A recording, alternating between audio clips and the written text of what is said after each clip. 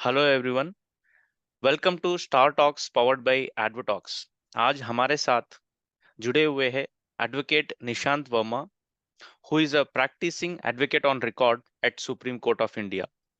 Nishant Verma ji supreme court में अलग तरीके से मैटर्स देखते हैं। Some of the subjects and the areas of his interest are like the supreme court practices, supreme court के साथ अपील्स करना एनडीपीएस एक्ट के रिलेटेड, यानी कि narcotic drugs and psychotropic substances act, और सुप्रीम कोर्ट के trial procedure and the procedural law के ऊपर। आज सुप्रीम कोर्ट के एडवोकेट निशांत वर्मा जी हमारे साथ स्टार टॉक्स के प्लेटफॉर्म में जुड़े हुए हैं स्पेशल लीव पिटीशन के बारे में जानकारी देने के लिए। तो मैं काफी एक्साइटेड हूँ इस प्रकार स्टार टॉक्स के शो में होस्ट करने के लिए निशांत वर्मा जी को। With that I warmly welcome you advocate Nishant Verma sir to our talk show star talks powered by Advotalks. Thank you sir. या तो शुरू करते हैं सर। पहला हम जानना चाहते हैं स्पेशल लीव पिटीशन के बारे में, लेकिन आप अपने जर्नी हमारे ऑडियंस के लिए बताइए कि किस प्रकार के जर्नी आपकी रही प्रिपरेशन, और क्या मैटर्स आप अभी आजकल देखते हैं सुप्रीम कोर्ट में प्रैक्टिसिंग एडवोकेट के होते हुए। तो आफ्टर आई क्वालिफाइड एवार एग्जाम, मुझे डिफरेंट फोरम से अक्रॉस इंडिया से मैटर्स आते हैं। Mostly reference advocate, local advocate के थ्रू मैटर्स आते हैं। कुछ क्लाइंट्स डायरेक्टली भी अप्रोच किए मुझे। तो matters varied of all forums and different subject areas of law. जैसे मैंने एनडीपीएस के काम किए, पॉक्सो के काम किए, रियल एस्टेट के काम किए, सिविल में प्रॉपर्टी मैटर्स के काम किए, सर्विस मैटर्स के काम किए, एनसीएलएटी के काम किया मैंने, इनकम टैक्स का अपील का काम किया मैंने। तो बहुत, जैसा मैंने इनकम टैक्स का काम originally income tax appellate forum में काम मैंने नहीं किया है, लेकिन फिर भी सुप्रीम कोर्ट में पढ़ पढ़ के मैंने ड्राफ्टिंग की। और यहाँ पे ऑल्दो आर्ग्यूमेंट मैंने नहीं किया, मैंने ड्राफ्टिंग किया। तो बहुत फोरम्स का मैंने काम किया। प्रैक्टिस प्रोसीड्योर समझ गए तो बेसिक ड्राफ्टिंग, यहाँ फॉर्मेट बेस्ड ड्राफ्टिंग है, तो वो फॉर्मेट बेस्ड ड्राफ्टिंग किया मैंने। और I got successful in many matters in issuance of notice. It's a very good experience for me in practicing in Supreme Courts. It's a really privilege for me to practice in Supreme Court. Great sir, great sir. बहुत से चीजें हम जानना चाहते हैं sir special leave petition के बारे में, लेकिन धीरे स्टार्ट करते हैं। हम जानना चाहते हैं कि जुरिस्डिक्शन के बारे में, लाइक जुरिस्डिक्शन होता क्या है, ये आप हमें बताइए, और कितने प्रकार के, कितने टाइप्स के जुरिस्डिक्शन होता है, ये भी थोड़ा हम हमें समझाइए सर। जुरिस्डिक्शन मतलब सुप्रीम कोर्ट का क्या साइटस है, मतलब किस तरह के मैटर्स वो टेकअप कर सकती है। पावर्स और जुरिस्डिक्शन इसी एस्पेक्ट में बोला जाता है। जैसे सुप्रीम कोर्ट में के जुरिस्डिक्शन वैरिड हैं। ओरिजिनल जुरिस्डिक्शन पहले आता है, उसके बाद एपीलेट जुरिस्डिक्शन आता है, रेफरेंस जुरिस्डिक्शन आता है, इलेक्शन पिटिशंस भी फाइल होते हैं यहाँ सुप्रीम कोर्ट में। ओरिजिनल जुरिस्डिक्शन की बात करते हैं तो दो तरह के मेनली जुरिस्डिक्शन ओरिजिनल में, दो तीन तरह के हैं। जैसे 131 के जुरिस्डिक्शन, आर्टिकल 131 ऑफ कॉन्स्टिट्यूशन, वो ओरिजिनल जुरिस्डिक्शन में आता है जब स्टेट गवर्नमेंट और सेंट्रल गवर्नमेंट के बीच कोई जो डिस्प्यूट होगा जो कि कॉन्स्टिट्यूशनल इश्यूज से रिलेटेड होगा, तो वो ओरिजिनल जुरिस्डिक्शन में आएगा अंडर आर्टिकल 131 ऑफ कॉन्स्टिट्यूशन। उसमें स्टेट वर्सेज स्टेट भी पार्टीज हो सकते हैं, state plus state versus union ये भी पार्टी हो सकते हैं, और state plus union versus another state. तो ऐसे तीन तरह के पार्टीज हो सकते हैं। तो जब कॉन्स्टिट्यूशनल इश्यूज जब यहाँ पे मतलब डिसाइड होने होंगे, तो यहाँ पे 131 का पिटिशन, ओरिजिनल सूट बोलते हैं उसे, वो आर्टिकल 131 में आता है। आर्टिकल 32 के पिटिशंस जो फंडामेंटल राइट के पिटिशंस होते हैं, जब कोई पिटिशनर का फंडामेंटल राइट वायलेट होता है और थ्रू स्टेट अपोजिट पार्टी रहती है, state with in the meaning of article 12, state government और सेंट्रल गवर्नमेंट। स्टेट मतलब कि आर्टिकल 12 ऑफ कॉन्स्टिट्यूशन, ठीक है ना। पब्लिक एंटरप्राइज भी हो सकते हैं, सेल हो सकता है, ओएनजीसी हो सकता है, कोई मिनिस्ट्री हो सकती है। तो जब स्टेट गवर्नमेंट के थ्रू अपोजिट पार्टी में गवर्नमेंट होगी तो रिट पिटिशंस यहाँ फाइल होंगे, और फंडामेंटल राइट का वायलेशन होना चाहिए, तभी आप आर्टिकल 32 पिटिशन मेंटेनेबल होगा यहाँ। तो court can issue notice under article 32। 5 तरह के रिट्स होते हैं, वो court can issue appropriate writ in the facts and circumstances of the case. Orders, appropriate orders, directions pass कर सकती है। ट्रांसफर पिटिशन भी ओरिजिनल जुरिस्डिक्शन में आता है। तो मैट्रिमोनियल ट्रांसफर पिटिशन होता है, क्रिमिनल ट्रायल भी ट्रांसफर होता है from one state to another state. और जैसे वाइफ हस्बैंड के डिस्प्यूट्स अगर अलग अलग रह रहे हैं, हस्बैंड ने डिवोर्स फाइल किया या वाइफ ने डिवोर्स फाइल किया है, हस्बैंड अपनी जगह ट्रांसफर कराना चाहता है फॉर वैलिड रीजंस, तो he can file petition in supreme court. But दो स्टेट का डिस्प्यूट होना चाहिए, इंटर स्टेट डिस्प्यूट होना चाहिए, मतलब एक स्टेट महाराष्ट्र से कर्नाटका ट्रांसफर कराना है तब होगा यहाँ पे वो ट्रांसफर पिटिशन फाइल होता है, या सिविल हो या क्रिमिनल हो। क्रिमिनल केसेस भी ट्रांसफर होते हैं। ये हो गया ओरिजिनल जुरिस्डिक्शन। एपीलेट जुरिस्डिक्शन में स्पेशल लीव पिटिशन आता है, one article 136 of constitution.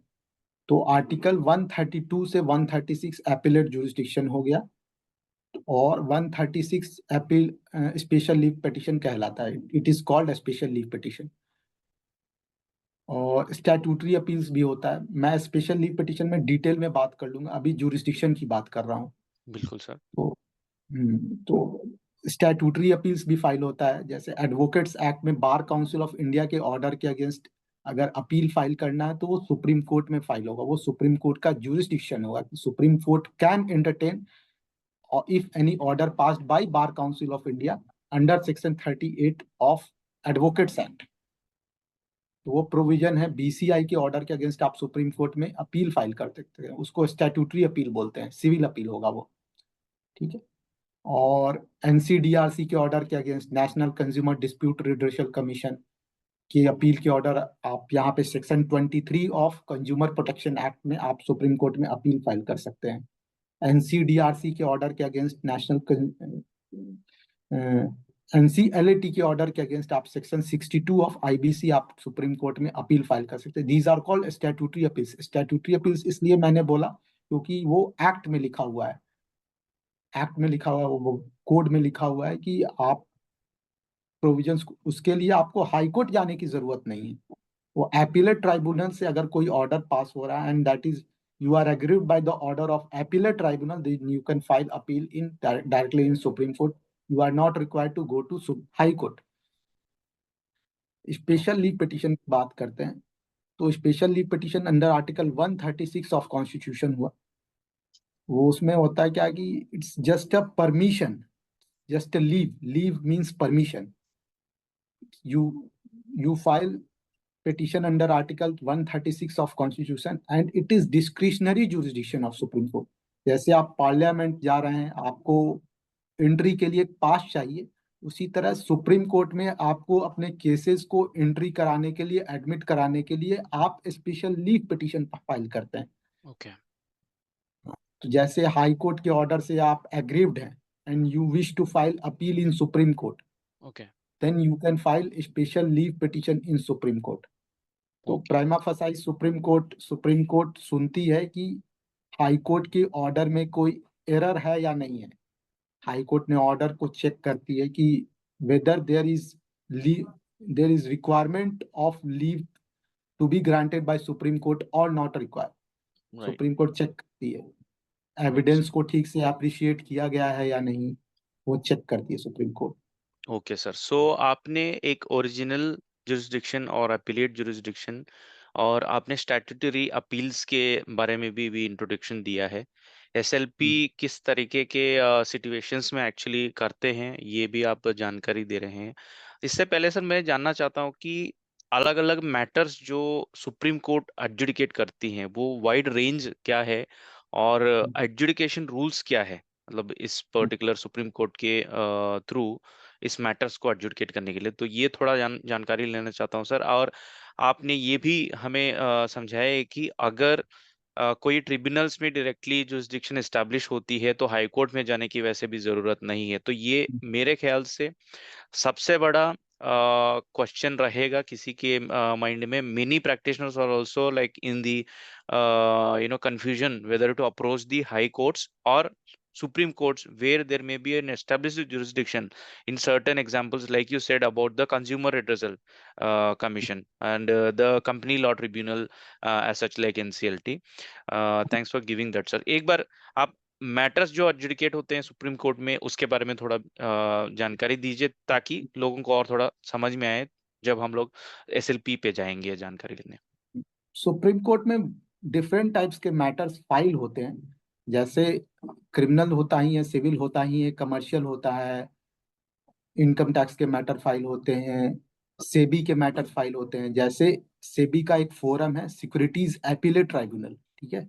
Securities appellate SEBI के मैटर्स होते हैं, तो उसमें SAT सिक्योरिटीज एपीलेट ट्राइब्यूनल की ऑर्डर से अगर आप एग्रीव्ड हैं, then you can file appeal directly in supreme court. Okay. SEBI के एक्ट में दिया हुआ है, सेबी का एक एक्ट है 1992 का, उसमें प्रोविजंस दिया हुआ है। वो प्रोविजंस के अंडर आप डायरेक्ट की SAT में कोई अपील फाइल हो रहा है, सिक्योरिटीज एपीलेट ट्राइब्यूनल में कोई अपील फाइल हो रहा है, उसके ऑर्डर से आप एग्रीव्ड हैं, तो आप डायरेक्ट सुप्रीम कोर्ट आ सकते हैं। वो सेबी के एक्ट में लिखा हुआ है, तो उसको भी स्टैट्यूटरी अपील बोलेंगे, राइट। ठीक है। तो बहुत वाइड रेंजेस ऑफ मैटर होते हैं जो कि सुप्रीम कोर्ट एंटरटेन करता है, एडजुडिकेट करता है, because it is the most powerful apex court in in the world. Right. हाँ, कंज्यूमर डिस्प्यूट्स के मैटर हो गए, जैसे GST का अपील हो गया, तो इनकम टैक्स का मैटर्स हो गए, तो इनकम टैक्स एपीलेट ट्राइब्यूनल के ऑर्डर, अगर इनकम टैक्स एक्ट पढ़ेंगे आप, तो इनकम टैक्स के एक्ट के अंदर अगर कोई आईटैट ने कोई ऑर्डर पास किया, उसका ऑर्डर हाई कोर्ट में चैलेंज होगा और उसके बाद सुप्रीम कोर्ट में होगा। लेकिन इनकम टैक्स एक्ट में अगर कोई रेफरेंस आता है, रेफरेंस और ऑर्डर में डिफरेंस हो गया। अगर कोई रेफरेंस आता है under section 257 of income tax act, तो वो डायरेक्ट सुप्रीम कोर्ट में आएगा। प्रेसिडेंशियल रेफरेंस हो गया, जैसे आर्टिकल 317 हो गया, उसका रेफरेंस अगर आता है तो वो डायरेक्ट सुप्रीम कोर्ट में आएगा। इलेक्शन पिटीशन हो गया, इलेक्शन पिटीशन का एक एक्ट है 1952 का, तो president and vice president election act करके है 1952 का, उसके अंडर अगर कोई डिस्प्यूट्स आता है उनके इलेक्शन से रिलेटेड, तो वो डायरेक्ट सुप्रीम कोर्ट में आएगा, ठीक है ना। और सिविल क्रिमिनल तो है ही, मैट्रिमोनियल है ही। मैट्रिमोनियल जैसे सुप्रीम कोर्ट अब डिवोर्स भी ग्रांट कर रही है, डिवोर्स ग्रांट कर रही है। शिल्पा शैलेश वर्सेस वरुण श्रीनिवासन का एक 5 जज बेंच का जजमेंट है, उसमें सुप्रीम कोर्ट ने ये प्रेसिडेंट सेट कर दिया कि supreme court has also power to grant divorce under article 142 of constitution. जब दोनों पार्टीज रेडी होंगे, वाइफ एंड हस्बैंड रेडी होंगे, एक कोई केसेस चल रहा होगा, इरिट्रीवेबल ब्रेकडाउन ऑफ मैरिज का ग्राउंड होगा, तो then supreme court can in exceptional circumstances grant divorce under article 142 of constitution. दोनों पार्टीज रेडी रहते हैं तभी होता है, इन जनरल बात कर रहे हैं, एक्सेप्शनल सर्कमस्टांसेस होता है to do complete justice. Pending cases रहने चाहिए सुप्रीम कोर्ट में, जैसे मैंने अभी एक ट्रांसफर पिटिशन में म्यूचुअल कंसेंट से एक डिवोर्स कराया है, सुप्रीम कोर्ट से ही कराया है, आर्टिकल 142 के अंदर सुप्रीम कोर्ट में दोनों पार्टीज रेडी थे म्यूचुअल डिवोर्स के लिए, तो सुप्रीम कोर्ट ने ग्रांट डिवोर्स ग्रांट किया। इस तरह के मैटर्स रहते हैं, बहुत वाइड वेराइटीज के मैटर रहते हैं। और आर्टिकल 132 से 136 तो अपीलेट जुरिस्डिक्शन हुआ ही। और रिव्यू पिटिशन भी फाइल होता है, जैसे सुप्रीम कोर्ट की ऑर्डर से ही आप एग्रीव्ड हैं, then you can file review petition in the supreme court under order 47 of supreme court rules. यहाँ सुप्रीम कोर्ट में प्रैक्टिस प्रोसीड्योर्स थोड़ा सा अलग है, जैसे CPC और CRPC एक्ट है वो trial court, high court, other forums में भी चलते हैं, सुप्रीम कोर्ट में भी चलते हैं, लेकिन थोड़ा सा रूल्स स्पेसिफिक है, ये अपने रूल से गवर्न होता है। और रूल्स इन्होंने बनाया है अपना अंडर आर्टिकल 145 ऑफ कॉन्स्टिट्यूशन। इन्होंने अपना ओके। रूल्स बनाया कि मेरी प्रैक्टिस प्रोसीड्योर कैसे चलेगी।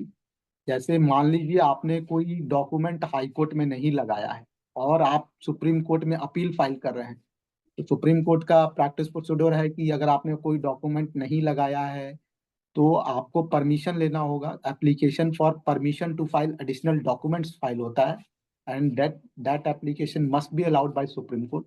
तो फिर वो डॉक्यूमेंट यहाँ पे आ जाएगा। आप कोई नया डॉक्यूमेंट्स लाना चाह रहे हैं, एविडेंस लाना चाह रहे हैं, तो then you will have to file application for permission to file additional documents along with the SLP.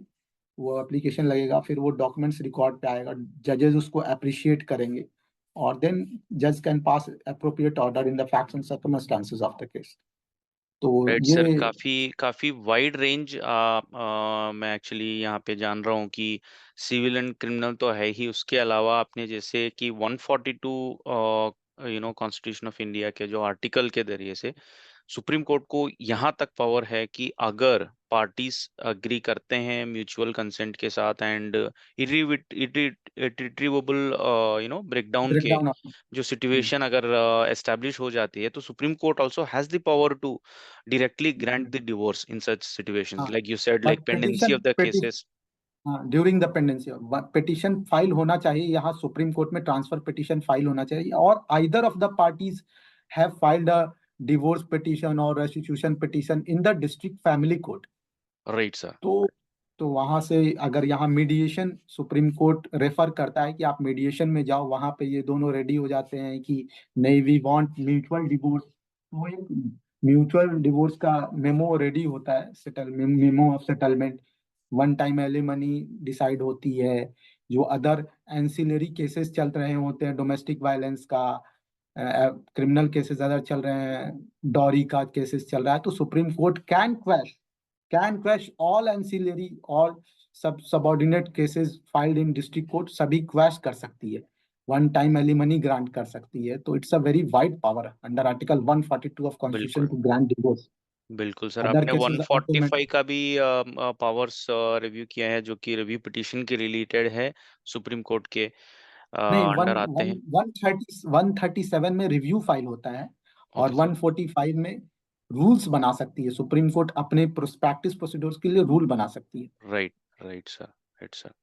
And thanks for bringing the other examples of SEBI related, the act hmm, and the securities tribunal related discussions और election petitions के बारे में भी आपने जानकारी दी है.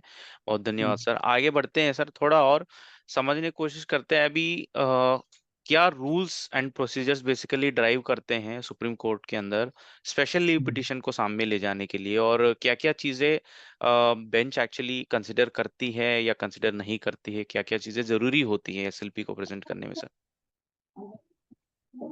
SLP file करने के लिए हाई कोर्ट से, अगर आप any of the high court से अगर कोई अपील डिसाइड हो गई है, जैसे रिट पिटीशन अगर हाई कोर्ट में फाइल हुआ है, वो डिसाइड हो गया, आर्टिकल 226 में हाई कोर्ट में डिसाइड हो गया है, and you wishes to file special leave petition in supreme court, तो आपको यहाँ पे एसएलपी फाइल करना होगा। एक फॉर्म 28 प्रिस्क्राइब्ड है सुप्रीम कोर्ट रूल्स में, एक फिक्स्ड फॉर्मेट है, 8 पैराग्राफ का एसएलपी ड्राफ्ट होता है।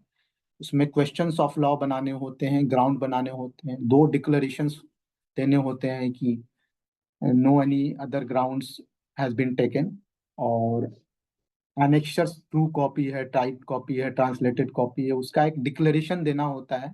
वो एओआर ही देता है, पिटिशन में कहीं भी क्लाइंट का साइन नहीं होता है, but petition must be supported by the affidavit of client, कि मैंने पढ़ लिया है और ये सही है। मैंने मैंने वर्नाकुलर लैंग्वेज में पढ़ा हुआ है, क्योंकि अक्रॉस इंडिया से आते हैं, कोई असम से आ रहा है, कोई गुजरात में आ रहा है, तो वर्नाकुलर में पढ़े हैं और समझे हैं। पिटिशन को पढ़ाया जाता है, उनको ड्राफ्ट करता है एओआर या फिर नॉन एओआर, उसको भेजता है कि मैंने पिटिशन पढ़ लिया है, समझ लिया है और मेरे कंसेंट से ड्राफ्ट है। पिटिशन में एओआर का ही साइन होता है। और कोई डॉक्यूमेंट्स अगर फाइल नहीं हुआ है, तो application for permission to file additional documents file होता है। मेनली हाई कोर्ट या डिस्ट्रिक्ट कोर्ट्स के रिकॉर्ड ही यहाँ पे भी लगते हैं। कोई एडिशनल ग्राउंड्स या एडिशनल फैक्ट्स अगर ले रहे हैं, तो उसके लिए आपको अलग से एप्लीकेशन लगानी होगी। एक और इंस्टेंसेस मैं बताना चाहूंगा कि जैसे कोई पार्टी अगर हाई कोर्ट में नहीं है और वो सुप्रीम कोर्ट फाइल करना चाह रहा है special leave petition, then he can also file special leave petition under article 36 of constitution, subject to permission. एक एप्लीकेशन लगाना होगा, application for permission to file special leave petition. में होता है क्या है कि मान लीजिए हम हाई कोर्ट में पार्टी नहीं है, और I wish to file if I am aggrieved by the order of high court. High court में पार्टी नहीं है और हाई कोर्ट के ऑर्डर से हम एग्रीव्ड हैं। जैसे मान लीजिए लैंड के प्रॉपर्टी, कोई कोई दो पार्टीज के बीच में प्रॉपर्टी डिस्प्यूट चल रहा है और I am also being affected, but मैं पार्टीज नहीं हूँ हाई कोर्ट में, दो आदमी के बीच में है, तो then I can file appeal in supreme court में। मैं मुझे ग्राउंड्स बनाना होगा, application for permission to file SLP होगा, और एसएलपी तो फाइल होगा ही। और एसएलपी में मुझे ये शो करना होगा कि मैं कैसे हाई कोर्ट ने अपने जजमेंट में एरर किया है। एरर किया है, मुझे मैनिफेस्ट इनजस्टिस हो रहा है, एविडेंस को ठीक से अप्रिशिएट नहीं किया गया है, सेटल्ड प्रोविजंस ऑफ लॉ का वायलेशन हुआ है, तभी यहाँ पे स्पेशल लीव पिटीशन प्रेमा फसाई एडमिट होगा, नोटिस होगा। नोटिस होने का मतलब है कि अपोजिट पार्टी को नोटिस समन्स जाएगा सुप्रीम कोर्ट से और वो अपना रिप्लाई फाइल कर पाएगा। कहने का मतलब है कि अगर एसएलपी फाइल किए तो जजेस और पिटिशनर के काउंसिल के बीच आर्गुमेंट होता है कि how how high court has earned in law, how high court has conclusively did not appreciate the evidence। High court के एरर, हाई कोर्ट ने कैसे एरर किया है, अगर जजेस सेटिस्फाई होते हैं then they can issue notice, और फिर अपोजिट पार्टी रिप्लाई फाइल करेगा।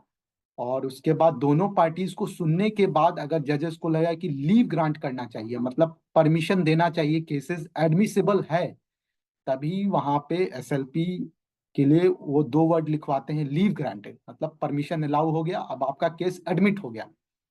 अब वो special leave petition converted into civil appeal और क्रिमिनल अपील, मतलब आपकी एंट्री हो गई सुप्रीम कोर्ट में, अब आपका क्वेश्चंस ऑफ लॉ डिसाइड होगा सुप्रीम कोर्ट में।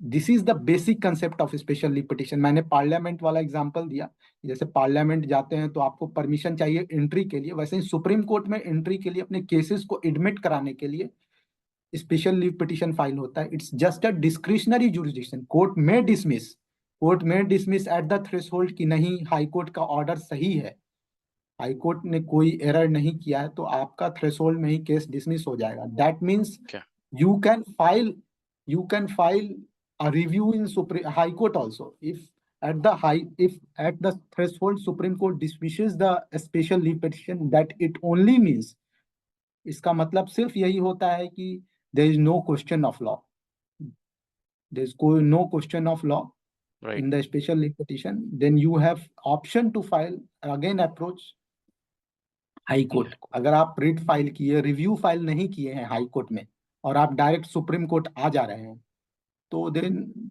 और सुप्रीम कोर्ट डिसमिस कर देती है special leave petition, then you must go to high court and file review. Non speaking order होना चाहिए। अगर नॉन स्पीकिंग ऑर्डर रहता है सुप्रीम कोर्ट में, एक लाइन का ऑर्डर रहता है कि there is no question of law, SLP dismiss, दो लाइन का ऑर्डर रहता है, तो to review in high court, okay, ठीक है ना, आप okay. High court direct approach कर सकते हैं। ठीक है सर। तो एक इंटरलॉक। मैं यहाँ पे जाना हो कि स्पेशली आपने थोड़े बहुत प्रोसीजरल डिफरेंसेस जो लिख रहा है सामने, कि ये है कि जो क्लाइंट होता है उसका एक्चुअली कोई कहीं पे भी सिग्नेचर नहीं रहता है, and in contrast with what happens in high court, सिर्फ और सिर्फ उसके जो अफिडेविट है वो यहाँ पे पार्ट किया जाता है पिटिशन के अंदर। और आपने ये कुछ अलग प्रकार के डिक्लेरेशंस वगैरह ये सब चीज़ें भी, और ऑलरेडी जो फाइल किए थे डॉक्यूमेंट्स, उसके अलावा अगर कुछ एडिशनल डॉक्यूमेंट्स फाइल करना चाहते हैं उसके लिए भी एक अलग से परमिशन भी यहाँ पे जोड़ना पड़ता है, which is for which the documents were not presented to the High Court. And you have also provided scenarios in how the Supreme Court kind of estimates and arrives at whether there is an error from the High Court or not to entertain the SLP, जो कि आपने yes. बहुत अच्छे तरीके से समझाया है sir. मैं थोड़ा और डीपर लेवल पे ये जानना चाहता हूँ कि आपने कन्वर्शन के बारे में भी इंट्रोड्यूस किया है थोड़ा बहुत। अलाउ तो करेंगे, अगर नहीं करेंगे तो हो सकता है कि इसको ये सिविल या क्रिमिनल अपील के तौर पे डालने के लिए भी सुप्रीम कोर्ट कभी कभार सजेस्ट कर सकती है अपने ऑर्डर में। मैं रीजंस जानना चाहता हूँ कि कोई एक पर्टिकुलर क्लाइंट को ये समझ में आए कि मतलब एसएलपी अगर मैं फाइल कर रहा हूँ, प्रैक्टिशनर हम्म, क्यों ना हो या तो फिर क्लाइंट क्यों ना हो, किस किस टाइप हम्म, के रीजंस के लिए मैं एसएलपी के थ्रू अप्रोच कर सकता हूँ सुप्रीम कोर्ट को, एंड उसके रिलेवेंट डॉक्यूमेंटेशन और एविडेंस इन स्पेसिफिक, मतलब कोई एक केस को लेकर के आप समझाएंगे तो हम बहुत अच्छे तरीके से और इसको समझने की कोशिश करेंगे सर। बिल्कुल। जैसे मैंने अभी एक केस किया, वो बहुत अच्छा क्लासिक एग्जांपल मैं कहूंगा। मैंने अभी एक केस किया है सुप्रीम कोर्ट में, क्रिमिनल केस किया है। तो पार्टी, एक एक सरकारी गवर्नमेंट एम्प्लॉय था मध्य प्रदेश का, उसने सुसाइड कर लिया। ठीक है, वो स्टेट गवर्नमेंट का एम्प्लॉय था, उसने सुसाइड कर लिया। उसकी वाइफ ने एफआईआर किया एबेटमेंट टू सुसाइड का। जो अदर एम्प्लॉयज थे उन्होंने दबाव दबाव बनाया कि पैसे दो। वो अकाउंटेंट था, तो पैसे दो, और उसको सस्पेंड कर दिया गया। और तो उससे पैसे मांगा गया कि आप 5 लाख रुपए दो, तब आपको री इंस्टेट करेंगे सर्विस में। और उसका सस्पेंशन अलाउंस वगैरह नहीं दे रहे थे वो लोग। उसने सुसाइड कर लिया। उस तो और वो जो एक्यूज थे, गवर्नमेंट एम्प्लॉय थे, उन्हें बेल मिल गया डिस्ट्रिक्ट कोर्ट से, एंटीसिपेटरी बेल मिल गया। तो कंप्लेनेंट वाइफ ने तो एफआईआर किया ही था। फिर बाद में उन्होंने, जो एक्यूज थे, उन्होंने हाई कोर्ट में बेल लगाया, वो भी अलाउ हो गया। क्वैशिंग पिटीशन फाइल किया, 3 एक्यूज थे। एक ने क्वैशिंग पिटीशन फाइल किया, एक ने क्रिमिनल रिवीजन फाइल किया। तो जो डेथ किया था वो बंदे ने सुसाइड नोट एक छोड़ा था उसने। लेकिन हाई कोर्ट ने अपने अपने ऑर्डर में कहीं भी सुसाइड नोट का जिक्र नहीं किया, और एफआईआर को क्वैश कर दिया। एफआईआर को क्वैश कर दिया मतलब कोई केस नहीं चलेगा। एफआईआर क्वैशिंग 482 सीआरपीसी में होता है। कोई बिल्कुल केस सर। नहीं चलेगा, मतलब ट्रायल नहीं चलेगा, विटनेसेस का एग्जामिनेशन नहीं होगा। करेक्ट। तो क्रिमिनल रिवीजन भी पिटीशन तीनों का अलाउ कर दिया। एक ने क्रिमिनल रिवीजन फाइल किया था, दो ने क्वैशिंग फाइल किया था। दो सभी का केसेस सुप्रीम कोर्ट ने अलाउ कर दिया, उनकी रिवीजन और क्वैशिंग वगैरह अलाउ कर दिया। तो कंप्लेनेंट वाइफ ने सुप्रीम कोर्ट में मेरे through special leave petition file किया करवाया। वहाँ के एक वकील साहब ने मुझे कांटेक्ट किया, मैंने फाइल किया। और मैंने यहाँ पे सुसाइड नोट का हिंदी को इंग्लिश में ट्रांसलेट करके लगाया। ओरिजिनल भी लगाया, ट्रांसलेटेड कॉपी भी लगाया, ट्रू कॉपी भी लगाया। और मैंने अपने पिटीशन में बनाया कि high court has not appreciated the true facts and circumstances of the case. Evidence the suicide note has not been appreciated by the honourable high court. High court ने देखा कि सुसाइड नोट का कहीं जिक्र नहीं है क्वैशिंग ऑर्डर में। और सुप्रीम कोर्ट ने तुरंत नोटिस इशू कर दिया मेरे केसेस में। तो बस एक सिंपल इंस्टेंसेस मैंने सिनेरियो शेयर किया कि कैसे यहाँ पे इंस्टेंटली नोटिस इशू हो गया in the particular facts and circumstances of the case. ठीक है ना। तो नोटिस हुआ। सिंपली मेन प्रेयर में यही रहता है कि grant special leave to petition appeal against the order of high court. Interim relief में हम ये मांग सकते हैं कि to reinstate the charges against the accused, मतलब कि उनको, उनके अगेंस्ट जो चार्जेस एफआईआर में एलिगेशंस लगे हुए थे, या पुलिस ने चार्जशीट फाइल कर दिया था, उसके बाद आपने एफआईआर क्वैश कर दिया है, तो आप उसके चार्जेस को रीस्टोर करो और ट्रायल इनिशिएट करो डिस्ट्रिक्ट कोर्ट में। तो केसेस तो वहां पेंडिंग थे ही, इन बिटवीन हाई कोर्ट ने क्वैश कर दिया विदाउट ट्रायल। तो इन्होंने यहाँ पे नोटिस किया और अपोजिट अभी केस पेंडिंग है। और इट्स जस्ट एन एग्जांपल। अब जैसे मान लीजिए किसी का एंटीसिपेटरी बेल हाई कोर्ट से डिसमिस हो जाता है, कोई भी ऑफेंसेस हुआ, मान लीजिए मर्डर का ऑफेंसेस हुआ, और इकोनॉमिक ऑफेंसेस हुआ, सेक्सुअल ऑफेंसेस हुआ, किसी का एंटीसिपेटरी बेल वो लगाया पहले डिस्ट्रिक्ट कोर्ट में, फिर हाई कोर्ट में, और फिर हाई कोर्ट ने डिसमिस कर दिया, then you have option to file a special leave petition in supreme court. Supreme court में ये दिखलाना होगा कि मैंने एंटीसिपेटरी बेल्स के जो भी सेटल्ड प्रिंसिपल हैं उसको मैं फुलफिल करता हूँ। जो भी अदर जजमेंट्स हैं सुप्रीम कोर्ट के, उसके फुलफिल मैं, मेरे अगेंस्ट कोई क्रिमिनल एंटीसीडेंट नहीं है, मेरा कोई कनेक्शन नहीं है क्राइम में, मैं इंसिडेंट पे कोई ऑफेंस होता है, मैं उस इंसिडेंट पे था ही नहीं वहां पे, प्ली ऑफ एलिबाई लगा देता हूँ कि मैं किसी अदर जगह पे था, तो वो एविडेंस अगर हाई कोर्ट में अप्रिशिएट नहीं हुआ है तो मुझे यहाँ पे नोटिस मिल जाएगा।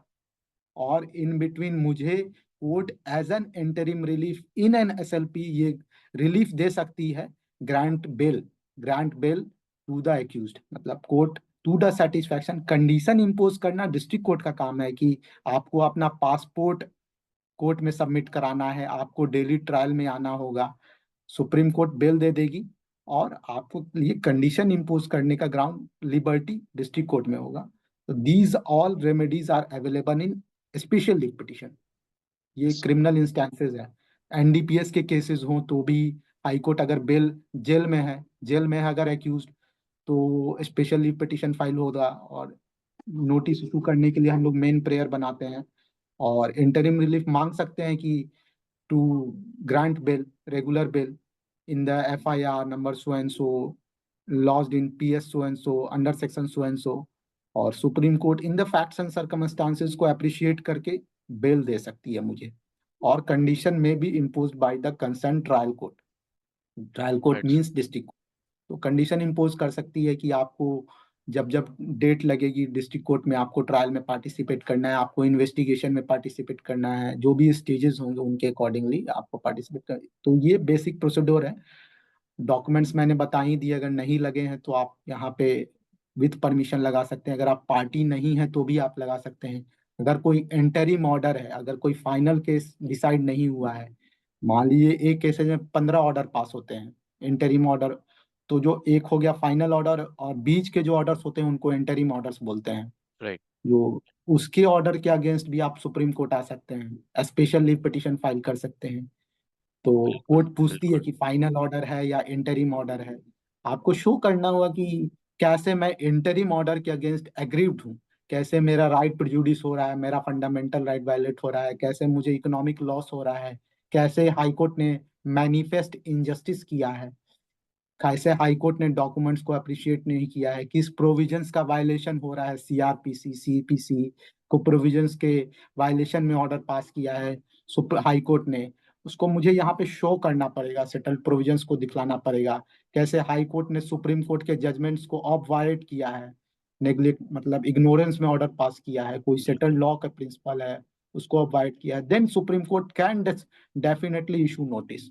राइट सर आपने अलग अलग अलग इंस्टेंसेस और specially the case that you mentioned abetment of suicide and how the case has developed ये सारे चीजें हमें बताए हैं कि काफी हद तक अभी इस सेशन को स्टार्ट करने से पहले और अभी काफी हद तक स्पेशली पिटिशन के बारे में जानकारी बढ़ा हुआ है। मैं बिल्कुल समझता हूँ कि ये काफी क्लियरिंग हम लोग को मिला है काफी कुछ डाउट्स जो मन में है as practitioners and with that I want to bring this to an end।